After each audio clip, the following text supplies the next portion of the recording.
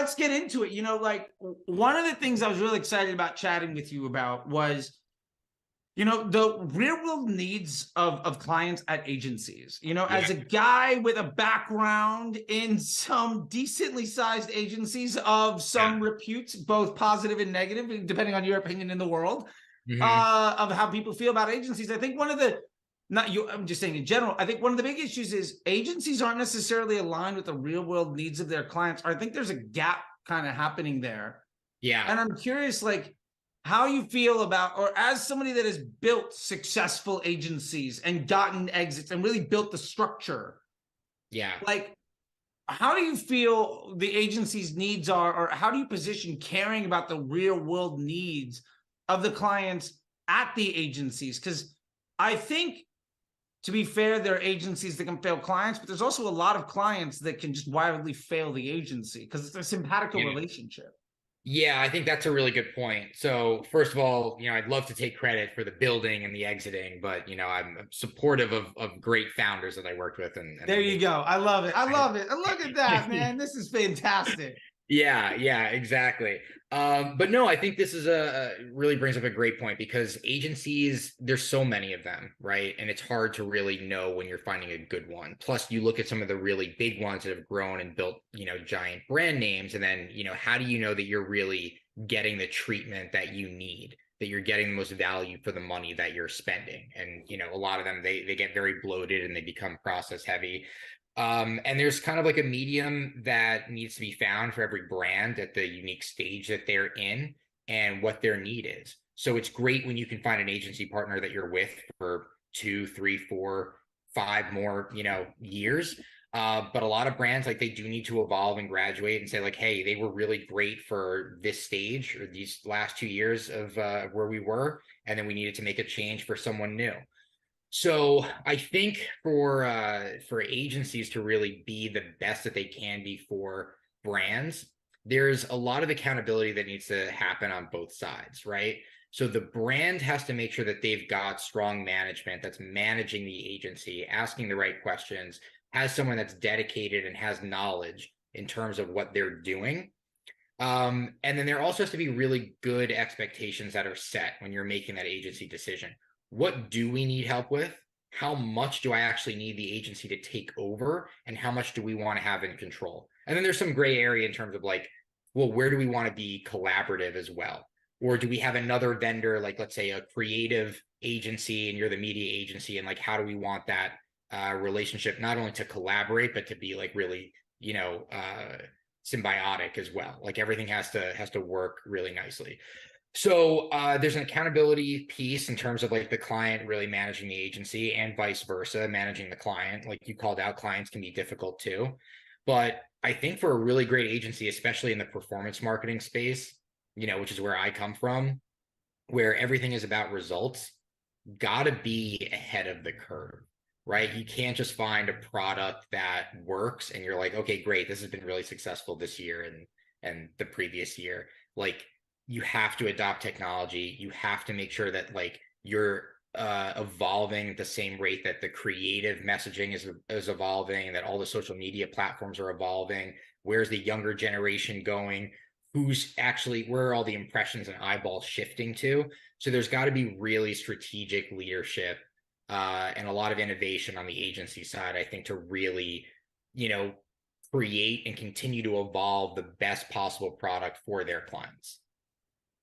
Yeah, no, I totally agree. And it's funny you're talking about, like, there is something I saw today that I feel like I want clients to know that the people that work at agencies are also aware of sometimes this lack of symbiosis.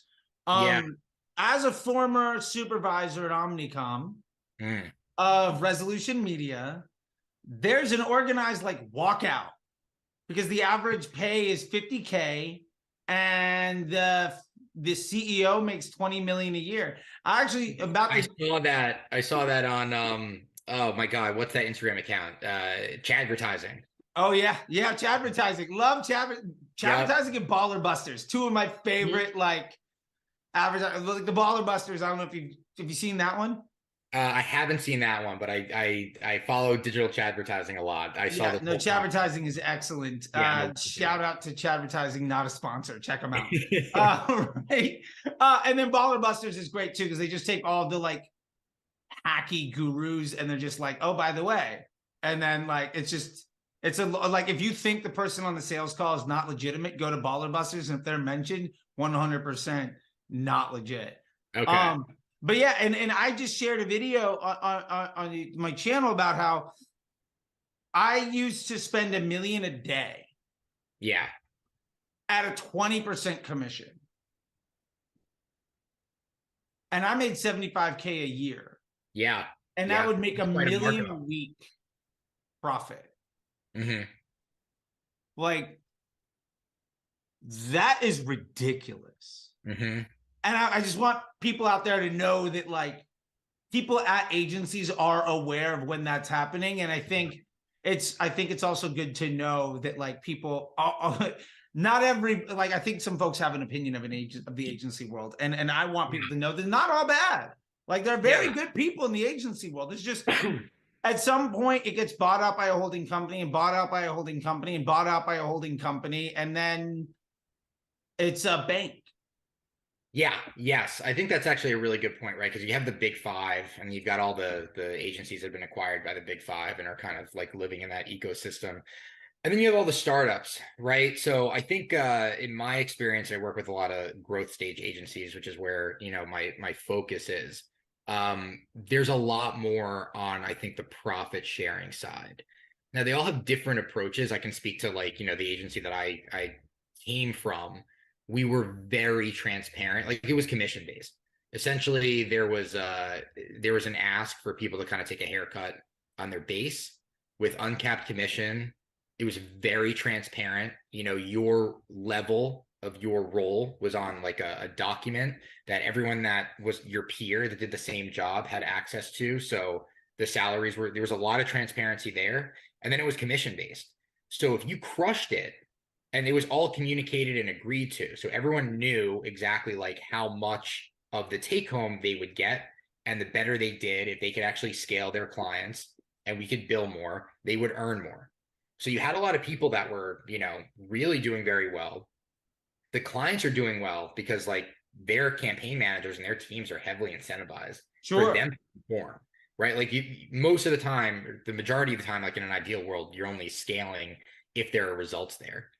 And we're talking about, you know, previously, like, accountability on the client side. If they're just scaling inefficiently, you know, it's on them. And a lot of them, you know, if they're savvy enough, they're pre-negotiating that. You know, in terms of whatever they're like, hey, we're not scaling, we're bumping budget. But you know, the staff is highly incentivized. That creates a really competitive environment, right? So you have the best of the best that's sticking around. The people that can't hang, you don't really need to fire them because they're gonna leave. Yeah. And you have this like natural progression of like only having great marketers that are there. They're competing with each other. It's a really healthy environment. And like that proved to be really successful. So I think like you see that more with these, you know, kind of entrepreneurial environments, not so much with the bigger ones. But if you're, you know, a brand and you're looking to hire an agency, these are things that you might not think about or know to ask that you should be asking in terms of like, how is the team structured? How are they compensated? How are they incentivized? Like, you want to know who you're working with, meet them, and understand how they're actually incentivized. Is this just a job to them? Do I need to stay on their ass 24/7 to make sure I'm getting results? Or is it more of a partnership? And you want your client to make it feel like this is a true partnership. No, absolutely. And I think that really brings it straight to, like, everything is as good as the foundation, right? So it's like, from either the agency side, and for the record, I think we were talking about this right beforehand, and I think this is a great way to put it. Yeah. We were talking about, like, I like to say work is never done. It's just in various stages of completion. I think everybody that's freelancing is running an agency. It's just that agency might have one client or it might have like 50. Like, you're still, in the way that we're talking about it, it is a service industry job where you are being outsourced to deliver something for somebody. Depending on however your org structure is, it's still relevant. So with that in mind, this is not just about, 20 client, 100 client, 50 media buyers with 8 clients a piece, like agencies, which, like I remember those days a couple times. Jefferson Boulevard in Marina Del Rey, if that means anything to anybody. Like, whew. But yeah, so with that being said, like, I think it's all about the foundation. I think you're only as good as, where you get started. I think it's very hard to recover when you have a bad foundation. So talk to me about like maximizing your relationship with the agency and the client at the very beginning, and what are some of the biggest pitfalls to avoid there? Because I think so many people are just like, oh, I just got paid. And either they're really nervous because they don't know they can deliver, or they're like on the other end of the spectrum where we're talking about these more illegitimate agencies that are more like a bank. They're just like, fantastic, I need to get to that second contract being written so that I can give this to an entry-level employee and get my good ones on to the next client. Yeah. I mean, I think everyone that is kind of gone off on their own, you can define it as an agency, but you're a service provider, right? Yeah. It's all about relationship. And I think that there's, we've talked about this before. There's like the actual value that you drive, and then there's the perceived value that you drive. And I think that they're weighted equally. And the perceived value is not a lie, right? It shouldn't be smoke and mirrors. It should be the gray area. Like, that's how I put it. It is really more about like the relationship building. It's the setting of expectations. It's communicating properly. It's making sure that like you and your client or clients are all on the same page. Really setting the tone, I think, from the sales process. And look, like, you're trying to close someone, obviously there's a sale involved, but once you're in there, right, like, there's no value in closing that deal or going through the sales process if you're not going to have a lengthy relationship. Like, that's where the value is going to exist. So once that contract is signed, right, like, how are you actually setting expectations appropriately? And I think creating perceived value with that client. So even though the contract's signed, how am I adding incremental value to what they see right now? I think a lot of that comes down to, like, asking really intelligent questions, making sure that you're spending time really getting to know their business, what the pain points are. Ask them, what their customers' pain points are, right? Like, what are the objections and fears that your customers have? How can I use that with whatever the services that I'm providing, whether it's advising or if it's media or if it's creative? Like, you want to have a good understanding of that. And I think if you're working with, regardless of who you're working with, but especially if you're working with a founder and that baby, that product or business is their baby, they're really going to appreciate like these types of questions, because you really want to dig in and understand. And then separately from the business, just get to know them as people, right? So I think that's what really creates, this strong, stickiness, that value, like, gets really deep into the gray area where they start saying, okay, I'm really seeing this person as a partner, not just as a vendor or an agency or a service provider. Yeah, no, I love that, because I think, everything is colored by the first impression, right? And I think so many people just wildly undervalue that. And above and beyond just that first impression of the conversation, it's also like, how you're being treated, right? Yeah. And at the end of the day, it is, I like to consider it like a service industry job. Yeah. Right? Like, I think, and what's odd is that in it being a service industry job, the best people at the gig of actually doing the work aren't necessarily the best people to like talk to clients and be the onboarding. And there's always sort of, sometimes you have the client manager and your org structure can handle that, because like I think there's an issue that we have this really good media buyers are very like alpha mentality, like entrepreneurs, right? Like, I like to think of it as it's like a fighter pilot or like a Wall Street bank. Like, you watch like Wolf of Wall Street, like that. Like, I've been in that room where it's ad agency dudes just crushing like $1 million days. Like, and it's just like, the people that are really good, and then the people that are really nice, and the people that are really nice tend to do bad work and keep the clients for a lot longer.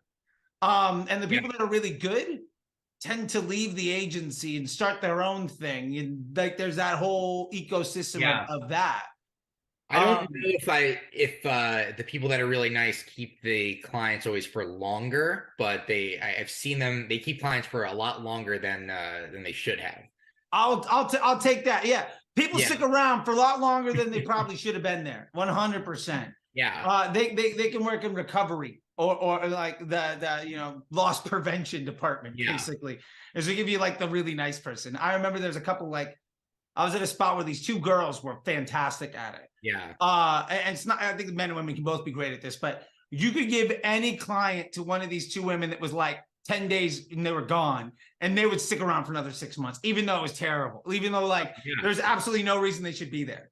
And 100%. That's all relationships, right? And 100%. Like, you're right. I think, I think that's a good way to describe like who you're going to see on the media side at an agency. You're going to see like, I don't know, the digital chads that are just going to come in and just crush and destroy, and they're gurus and they're growth hackers, and the performance will be there.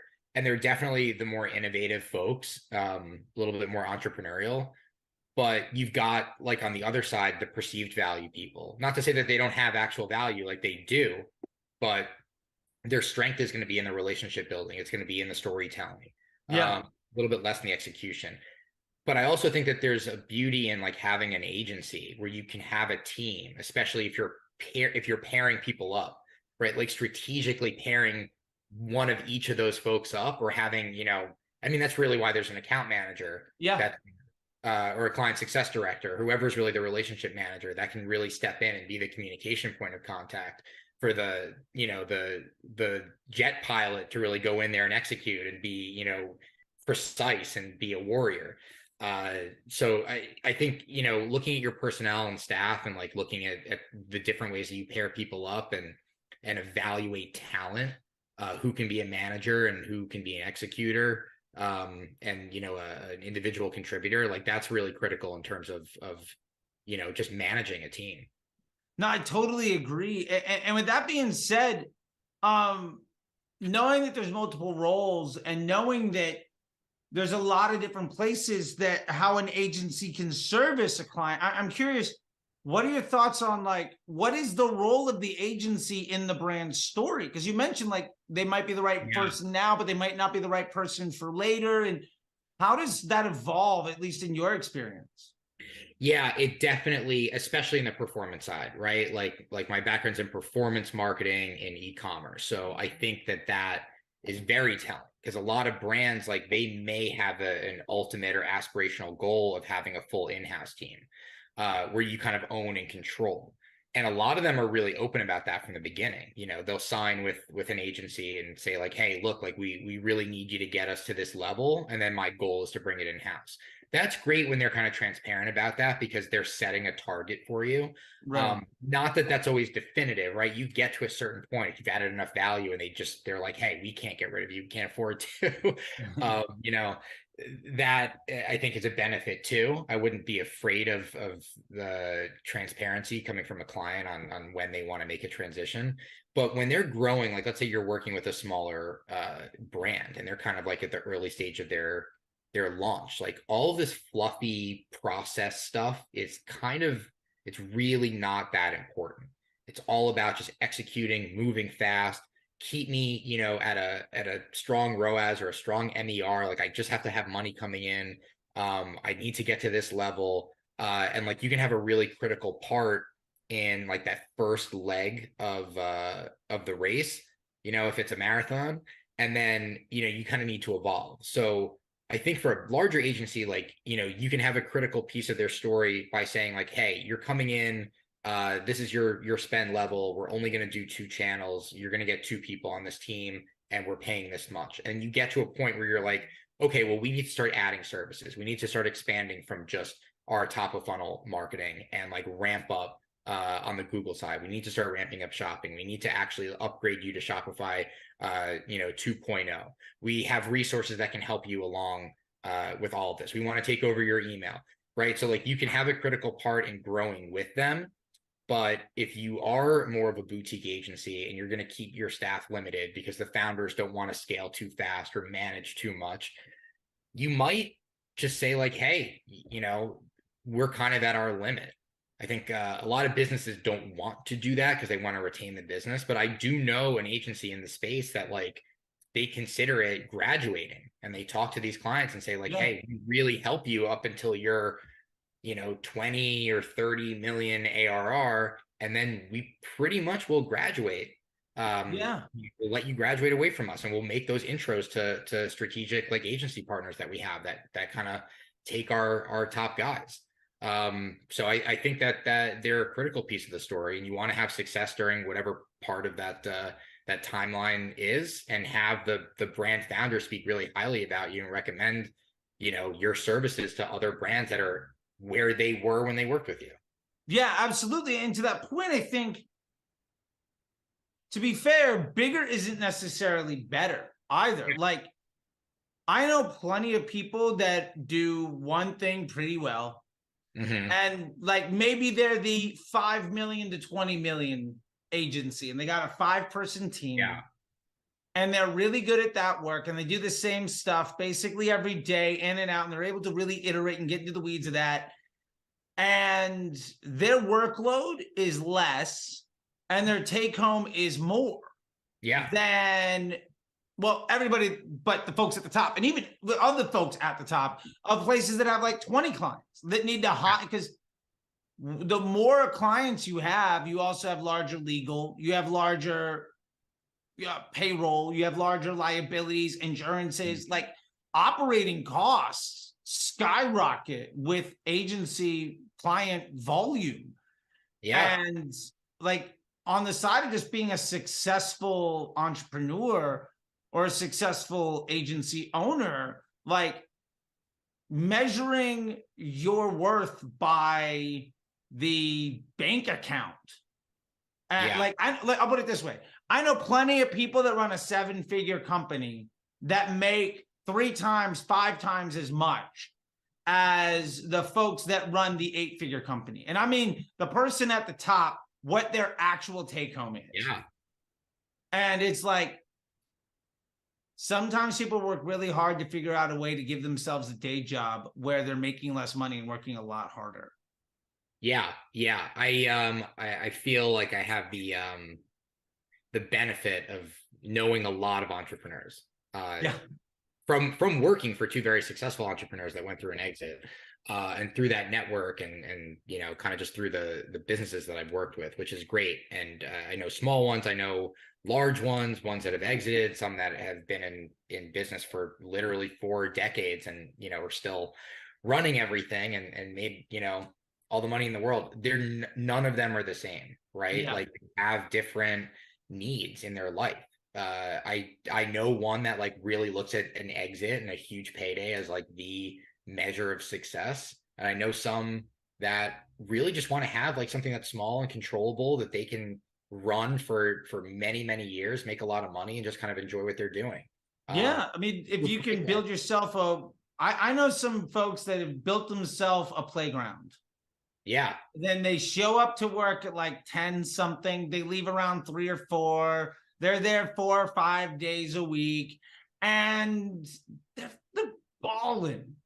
Like, yeah, it's not to say that they're like lazy or anything. They're just really good at what they do, and you don't need them. Like, and I'm like, an agency's value isn't by how much work that they do. Yeah, and let me ask with that, like, I'm curious of like, I think ultimately agencies are measured by how do they help the brand grow? How do they drive revenue? How are they helping with conversions? You know what I mean? And yeah. Especially when it's performance agencies, right?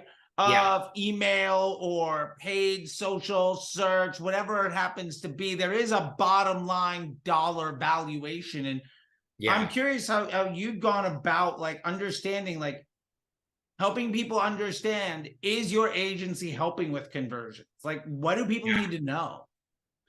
I mean, the performance side, you have to help with conversion. Otherwise, that's your role. I mean, that's the whole job. Absolutely. Yeah. But there are other places that are creative shops and web design agencies, and it can be a little bit murkier on how things are done. And you know what, that's actually really interesting. I think when you get out of like the performance like media side, right, or like, you know, full service agency that does everything, or almost everything that they need to run your whole store and actually deliver results.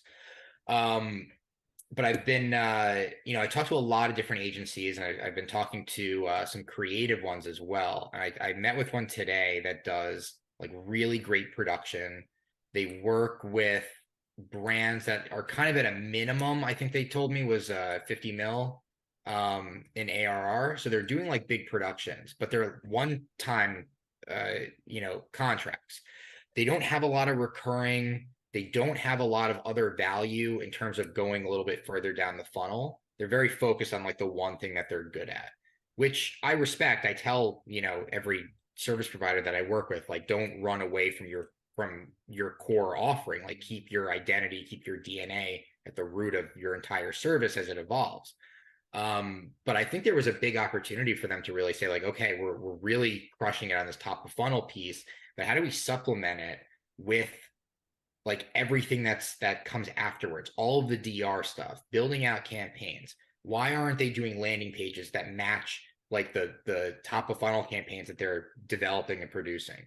Why don't they have static images that are coming with that? Why don't they have templated, you know, DR ads for TikTok, for Instagram, that are going to cut their 2-minute spot down into like 30, 15, 10-second videos? They don't have the media background, and I think that was a missing piece of like strategic partnerships with media buyers. You know, how can you work, like I was saying before, really collaborating with another agency that has that expertise and say, hey, we're really good at like the top part of this. We can execute on the bottom part of it, but we need some strategic direction. You've got that relationship there, or you're willing to work with the client's, you know, performance side. That is really going to be a symbiotic relationship that you can build. You can sell bigger packages. You can retain them by, you know, I think doing a refresh every quarter or every campaign, whatever it is, at whatever size that they are. And it opens you up not just for clients that are already spending at that much, but you've got like the growth stage clients that are like not at that $50 million stage yet, but they are getting there, and you can get them in because you offer all the DR stuff. So I think there's definitely a big evolution, or maybe evolution is the wrong word, but like opportunity to evolve the service and grow it to add, you know, more strategic value.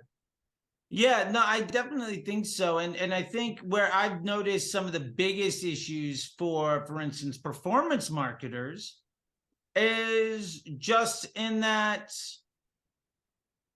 I think there becomes this huge conflict of what defines success, and ultimately how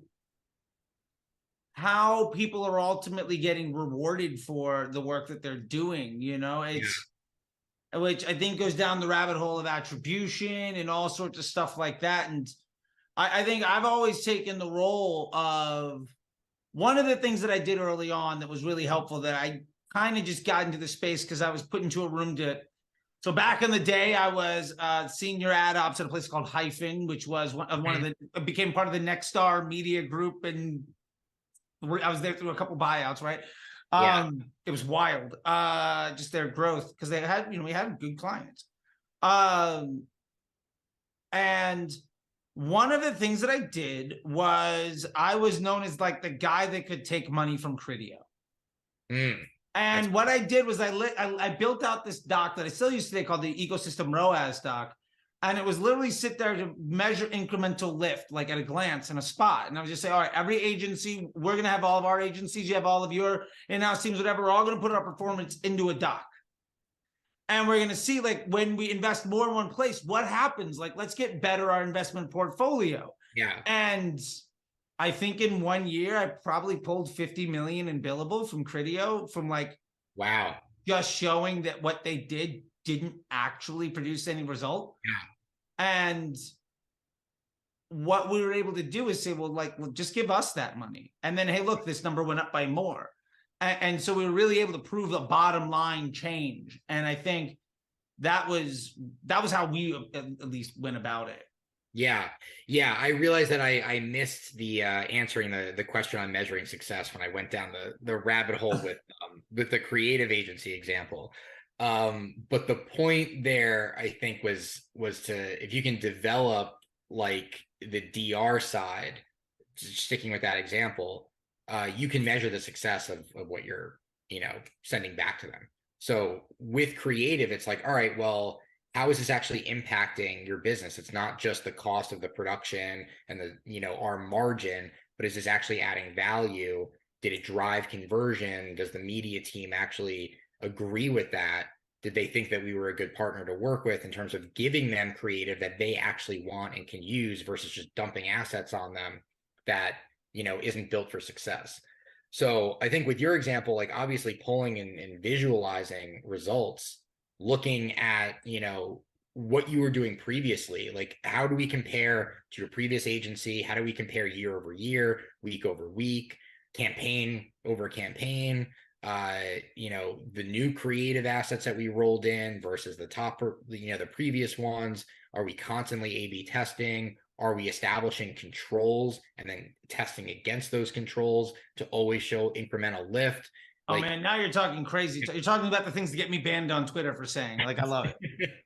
Yeah. So, I mean, I think obviously communicating just any type of measurable success that proves out value. That's the actual value, moving away from like the perceived value part of the relationship. Sure. I love that. And I think part of that is about their experience, right? So like, I think part of it is understanding how to create a memorable customer experience for the clients of the agency. And I mean, I was always able to say to people like, dotted line, bottom line, this will make you more money. This is a waste. And I looked at it as an investment banker. And one guy said one time, he's like, you're just like a VC helping our CMO. And I'm like, I am your CMO. And they didn't like the fact that I said that on the call, but whatever. I was doing a good job. Their CMO was lazy as hell. Okay. That's fine. He was on his month 17 of his 20-month stay that every CMO has. And like, he was already taking job interviews, I think, at that point. So whatever. But yeah, like, what do you like to do, or what have you seen done well that helps these service providers and agencies create that memorable customer experience that stands above and beyond just the execution? Because the execution is a commodity. Yeah. Yeah. So I always told my team, I know this is what the masterclass is all about, is like step one after the contract is signed is the onboarding process. And I see a lot of agencies that just do the basics. And for the most part, that's fine, right? Like the purpose of onboarding is to say like, okay, this is what you purchased. This is what we need to get moving. We got everything. Give me access to everything. Give me your assets and we'll set up a Slack channel and, we need your goals and here we go. But what makes it memorable, I think, is like if you really extrapolate on that and you go beyond just the like the basics and you dive into the gray area and you keep all of the perceived value at the forefront of that process, you're creating a good experience. So for a marketer, like to understand that, like think about how you handle CRO or how you're looking at someone's website or landing page. It's all about the user experience. You have creative and then you have to drive into like a premium experience that closes the deal. So I think it's the same thing when you're still dealing with people and they purchased a service. So having, being really on top of communicating, sending them all this material that you have worked out, especially if you can have it branded towards them and it looks really personalized and curated. I mentioned earlier, asking really intelligent questions. So don't just ask for, access to Facebook and Google and like a creative folder, but asking really deep questions on what's your origin story? How did you found the business? Why did you create this business? What problem did it solve for you? Even the objections, I think I mentioned earlier, is like, what are the fears and objections that your customers have and how do you tackle that? What are brands that you aspire towards? Like, show me creative examples of competitors, or just not even competitors, other brands that are in other verticals that you really love, like the way that they do things and communicate. So like digging into that gray area and asking those questions, materializing all of that in your onboarding like process and your docs, like that makes it really memorable. So there's gray area there, but that's still execution. And then on top of that, like you need good account people that can communicate this, that can really like, they have to have energy. They have to be professional communicators. I talk about matching the client's tone too, right? Like you never quite know if you're going to get on a call with someone new, like what's their energy level? What do they value? So, people who are people, I'm a people person. Like not to go through the old like Office Space joke of that having no value, but like there is a ton of value in understanding and reading people and making sure that like you're creating a good experience for them to meet the team and really start with you and your service. Yeah, and I think sometimes client market fit is just, I've been with extraordinarily DR focused founders who don't give like they dread the first 25 minutes of every agency meeting. Where it's just like, hey, how you doing? Okay, great. This is what we did last week. They don't care. And to be fair, like those are my favorite kinds of people because they're just like, dude, let's just go make some money. Cool, we're done. 5 minutes, great. What do you need from me? Done. Like if you can set a timer for 15 minutes and you're done. Like I had a boss, his name was Jason Hansen, who taught me a lot. And he literally would put a timer on the wall for 15 minutes. And I had 15 minutes to get that client off the phone. And like, that was like how I was trained. It was just like, and Lord knows I could talk. So he's like, all right, Charlie, you need to get them stoked and off the phone in 15 minutes. We're booking an hour-long call. You need to give them 45 minutes back and get them to spend more money next month. That's it. Get off the phone. And those were we found the right people. I was the right guy for that. But like, and those people loved it because they had all the flowers and, rainbows and all the other nonsense that you're wasting everybody's time. Yeah, that's actually interesting that your boss kept it like that was the rule. Which I loved because he did that for me. 8 other people in the office didn't do it, but for me, he's like, okay, that's really funny. No, because he gave me specific clients. Like he gave me like on my team that I wish I gave that rule to. Like at the time I was doing Joybird and Progressive Insurance and Disney and like Starbucks. And they were like, these people don't care. Give them the money, get off the phone. And like it was some other like probably borderline spectrum nerd on the other side. And all I had to do was make him look good to his boss who wrote a bigger check. And then that was my job. Oh, yeah.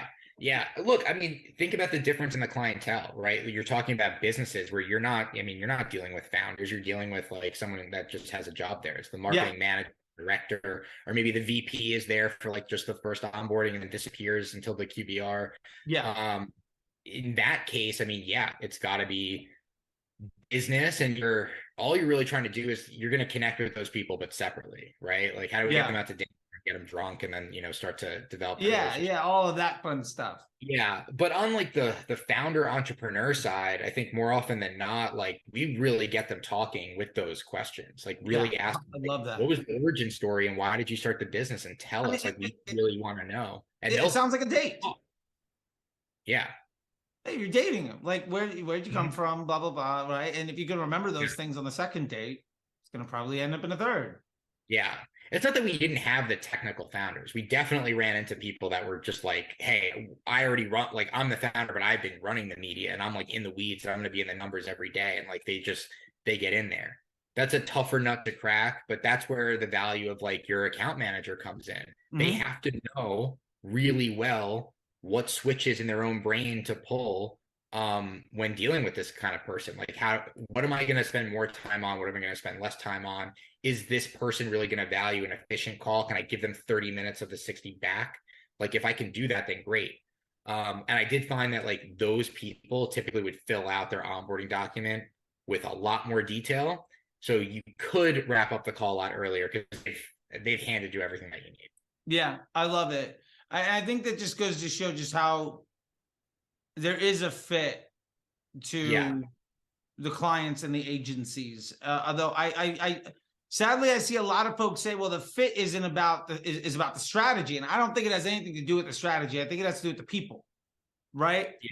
Because the strategy is a commodity. Like, I think the strategist in the paid social space or paid search, like, yes, that's good, but that person exists 12 times under every roof. That being said, like, we've talked about a lot of things, but what about those founders that have come in? Like, I've seen a lot of people barking up this tree, and to be fair, I don't think it's necessarily completely wrong in that, like, the future of the ad agencies and marketing is we're going to see a lot less of them. I'm curious how you think about that, because I mean, I have my own perspective, but I'd love to know what you think about it. Yeah, I think it's a great question. It's really funny. I just wrote a LinkedIn post for myself on exactly that today. All right, well done. I didn't see it. I promise. This is good. No, I did see it. I'm right on top. No. I haven't posted it yet. I just. Well, then never mind. I'm over your shoulder, right here, like back there. Yeah. I mean, yeah. It's going to be a bigger struggle. You've got technology. That's not just AI. Everyone's just focused on AI, but I think that you've got a lot of new tech partners in the space that agencies don't necessarily know how to integrate into their service. Mm-hmm. I talk to agencies all the time about strategic partnerships with other vendors and other service providers, especially for things that you don't offer, are really important. But ultimately, they're there not just as a value add, but as a referral partner. Yeah. So I meet with a lot of agencies and they're like, yeah, we're partnered with Shopify apps, with Klaviyo, whoever, as a referral partner. But like, there's these tech platforms, there's all these SaaS companies that are coming out that can allow agencies to develop services that don't require dev work, that don't require full teams and millions of dollars in investment or $100,000 in investment. And I don't think they know enough about how to like change their service to be more valuable and be more unique and say, hey, I can actually create a publishing site and create like a whole new environment and offering for my brands that other agencies don't have in-house, or native content creation, or some type of, I don't know, utilizing in my CRO platform, new shoppable videos on site where there's a couple, cool new shoppable that are doing that. So I think that's one piece in terms of staying ahead of the curve, because the agencies that are just going to do the standard, hey, we do media buying and strategy, however you define it, and creative, like that's all just going to be the status quo. And then on top of that, you've got the AI threat and you have automation threats. So agencies the threat of AI is obviously like, you can be more efficient, which means you probably don't need to be as highly staffed. Yeah. It's just a reality. But I think like the agencies, if they really want to survive, you're going to need to move faster and be more efficient and learn all the AI tools now, and not look at them as like, oh, that's bullshit and you can't write copy as well as my copywriters. Like, no, use them. You can use them in a lower, smaller capacity, but like, I don't know, you have to have strategic innovation. You've got to have at least one person in your leadership team that's focused on that can say, we need to shift. We need to change our standard operating procedures, our offering, the way that we do things, so we can continue to evolve with all of the other outside factors that we have no control over. Yeah, because otherwise you have no USP. Yeah.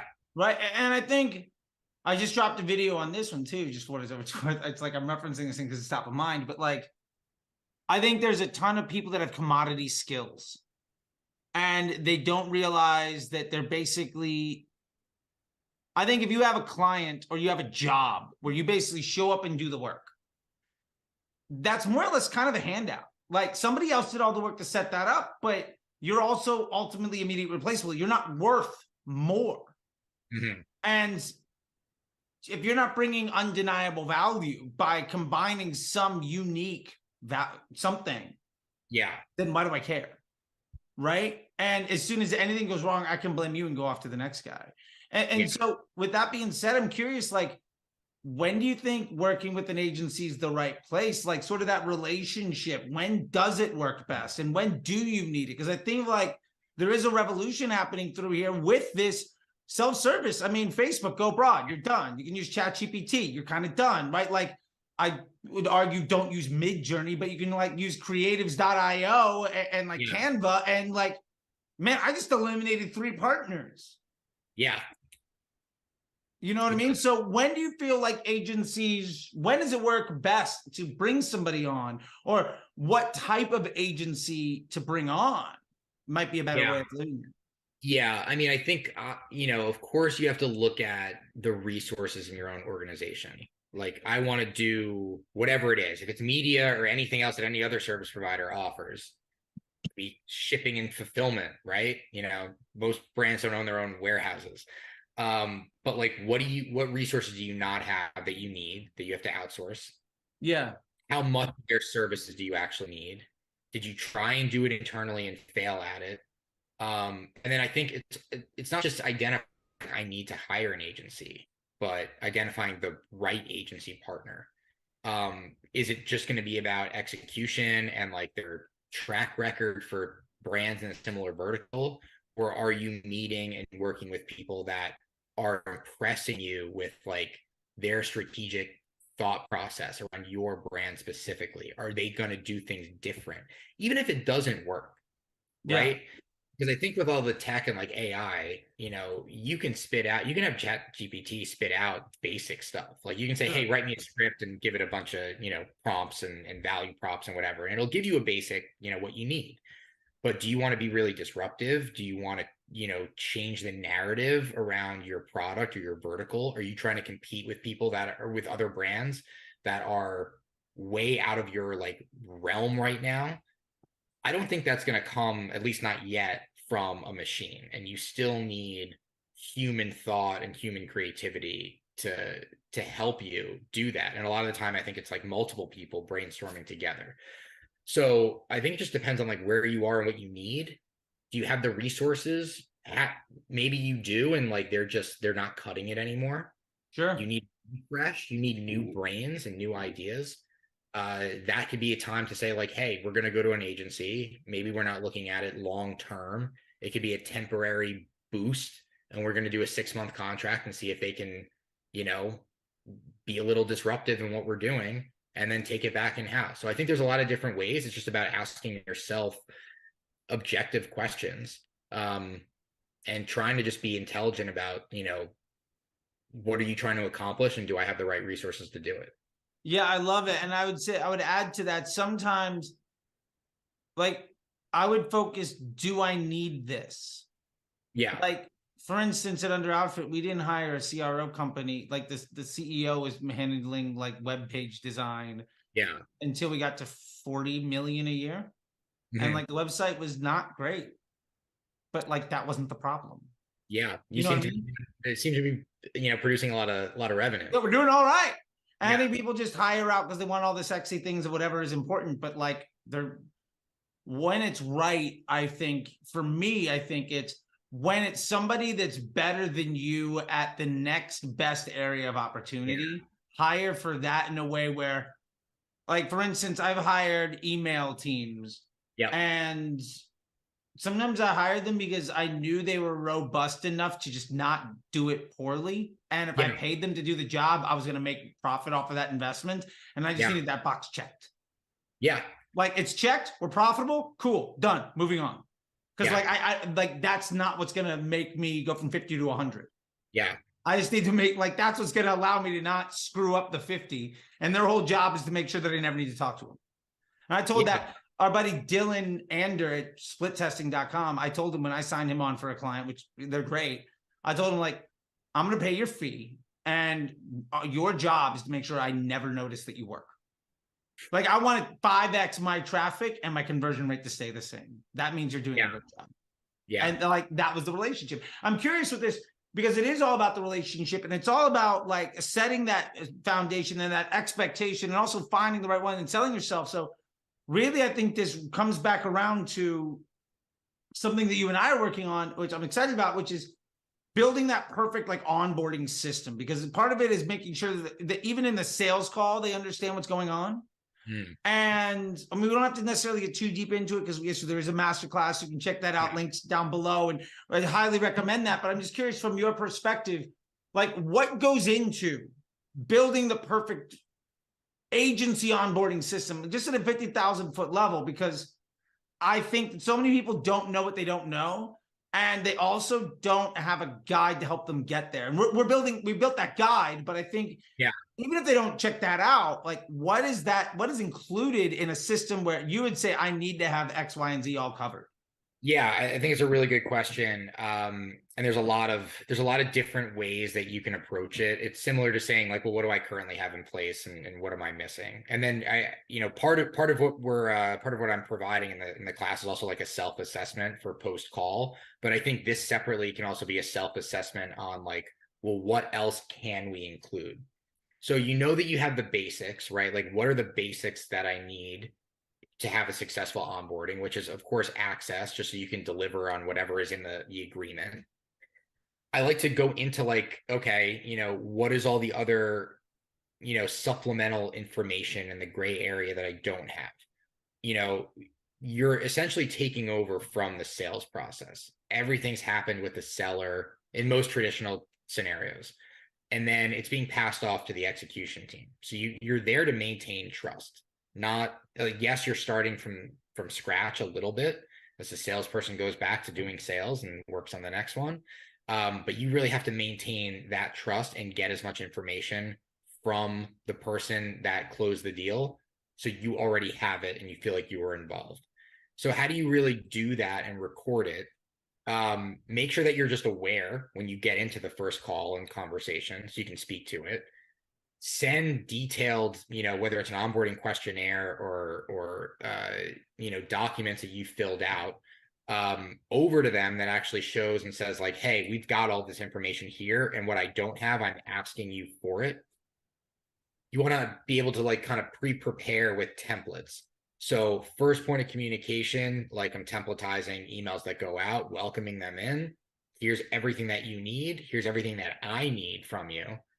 Making sure that like, the call is not scripted, but you have a good outline that carries it through a story from start to finish. What do I really need from you? What do I want to get from you from the beginning? What are the goals that we're setting? How am I actually recording that? And then when are we going to revisit it? And then basically like everything else that you might need. Yeah. Plus the follow-ups, right? Like the intros to the team, making sure that everyone knows like, who's who, the expectations that you're setting. I think aside from just expectations, but like boundaries that you're going to set as a service provider, like that should be as part of like, it's got like a sub bullet of expectations. Yeah. That 8 p.m. Friday email. When is that going to get answered? Yeah. I mean, preferred communication too. It's like, hey, this is how we're going to do it. We're going to do it on Slack. Is that cool with you? 99% of the time it is. Sometimes it's not. And if it's not, like, let's talk about that. How are we going to communicate in the most efficient and effective way?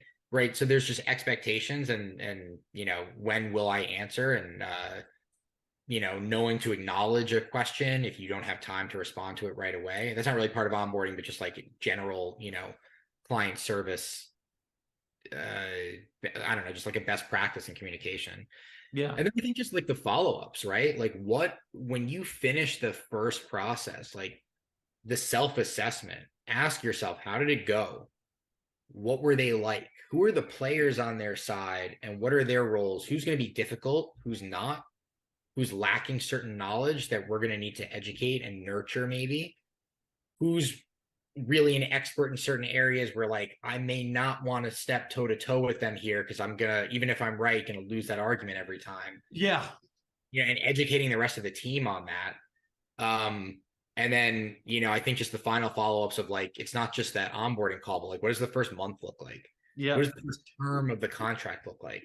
Yeah. And what are our deliverables? So having all that stuff ready, templatized, able to not just like a straight template, but like a modular template, so you can really, adjust it based on the client's need.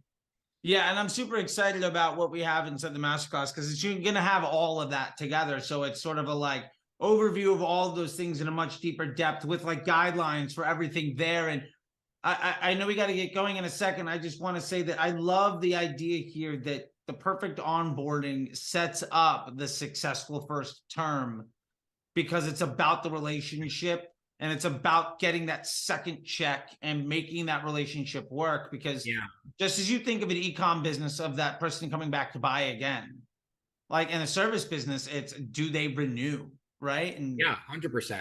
Oh, one actually critical thing that I left out of my let's rant, do it. quick thing. I think it's just speed, right? Yeah. Like we're just talking about, tech and automation, but how much can you automate?